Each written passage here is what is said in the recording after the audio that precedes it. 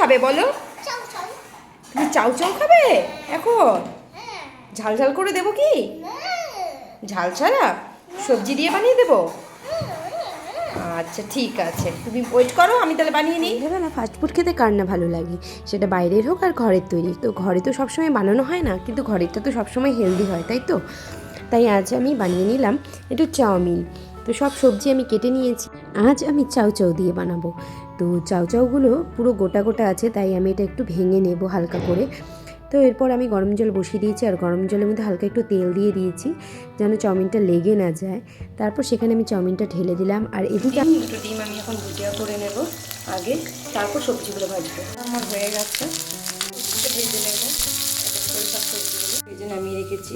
চাউমিনটার মধ্যে এই সবজিগুলো আমি অ্যাড করে নিয়েছি। এখন দিয়ে দেবো একটু গোলমরিচের গুঁড়ো। তো গোলমরিচ, গোটা গোলমরিচ ছিল, সেটা আমি গুঁড়ো করে রেখেছি, তো সেটাই দিয়ে দেবো। প্রায় রেডি, দুটো চাউমিনই রেডি। এটা আমাদের জন্য বানিয়েছি ঝাল ঝাল করে, আর এটা তোজোরটা একদম সিম্পল, কোনো মশলা দেওয়া হয়নি। আমার দুটো চাউমিনই রেডি, দুটো ভাগে বানাতে হয়েছে কারণ তোজো ঝাল খেতে পারে না মশলা ছাড়া।